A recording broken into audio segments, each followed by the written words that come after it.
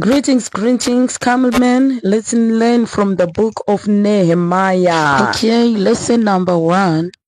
Nehemiah didn't rush into action. He carefully assessed the situation. He made a plan and presented it to the king. If you read Nehemiah 2 verse 4 to 8, you find out that Nehemiah was strategic in organizing the people and resources needed for work. Be a man with a plan. Nehemiah didn't just see the walls of Jerusalem and think, hey, they'll fix themselves eventually. No. He had a clear plan and got things moving. Don't be that guy who says, I'll get around to it. No, you won't.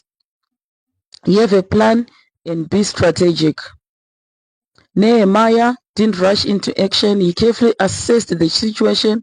He made a plan and presented it to the king. If you read Nehemiah 2 verse 4 to 8, you were strategic in organizing the people and resources needed for the task. Men, effective leaders prepare and plan before taking action. They assess the challenges, set clear goals, and develop a strategy to achieve their vision.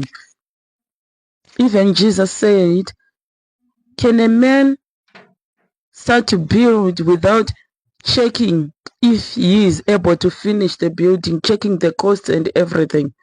A wise man sit down, strategize, plan, and then put their plans in action.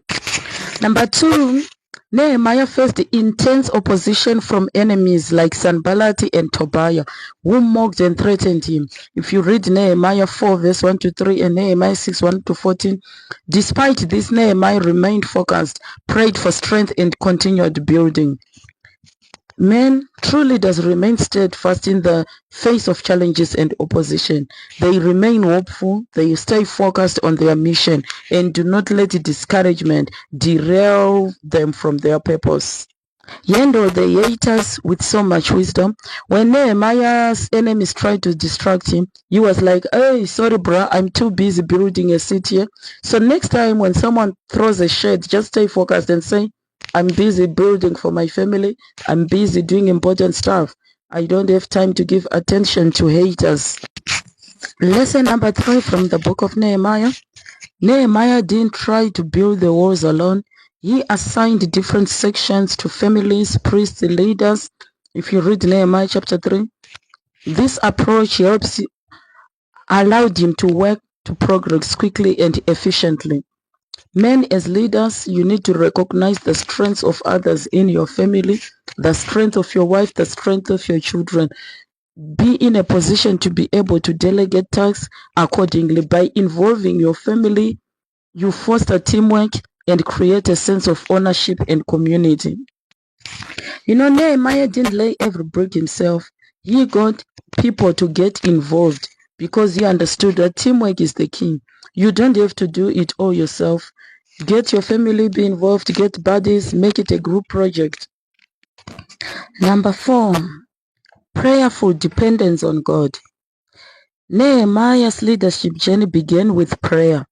When he heard about Jerusalem's condition, he wept, fasted, and prayed for guidance. Nehemiah chapter 1 verse 4 to 11. He continued to pray throughout the rebuilding process. Leadership grounded in hope relies on consistent communication with God.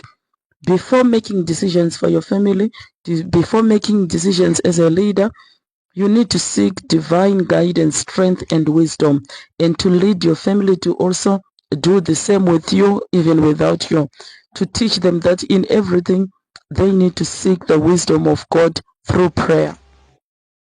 Prayer plus hustling equals success.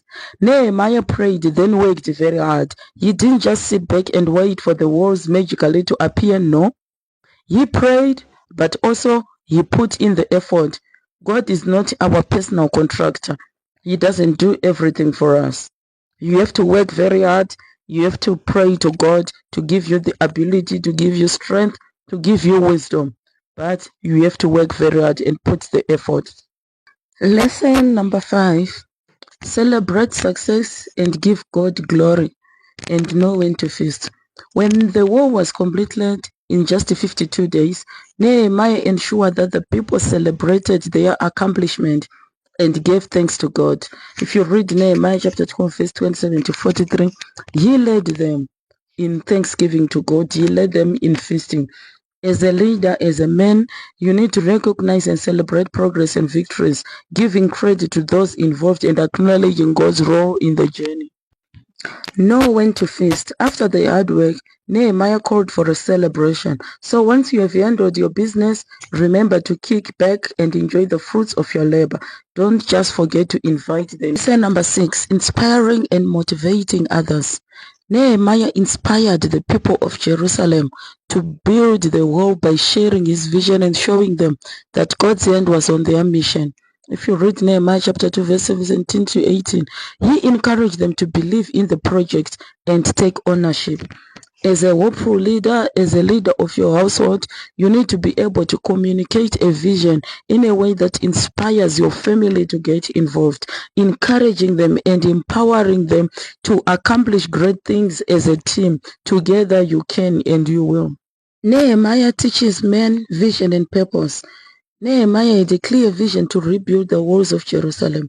Despite being in a comfortable situation as the king's cupbearer, he felt the deep burden for his people and acted on it. Effective leaders are guided by a strong sense of purpose and a clear vision. They identify the needs around them and take action to address those needs, even if it means stepping out of their comfort zones. Even during the rebuilding of the walls, Nehemiah faced intense opposition from enemies like Sanballat and Tobiah, but that didn't move him. He remained a man of integrity and accountability. Nehemiah demonstrated integrity by refusing to take advantage of his position. Even when faced with temptations, he addressed the injustices among his people and corrected unfair practices. Nehemiah chapter 5. Leaders who act with integrity and hold themselves accountable build trust and credibility. They address problems openly and ensure that their actions align with their values. So men, are you ready to man up with hope and learn these profound leadership lessons that are relevant to anyone aspiring to lead with hope and purpose? By following Nehemiah's examples, men as our leaders, you can learn to lead with vision, with prayer, perseverance, integrity, and warmth, making a positive impact on our families, on our communities, and fulfilling your God-given purpose and mandate. That's all for now. Until next time, I hope you have been taught and you have learned to be focused, handle obstacles with grace, and know when to work and when to celebrate. Until next time, goodbye from me.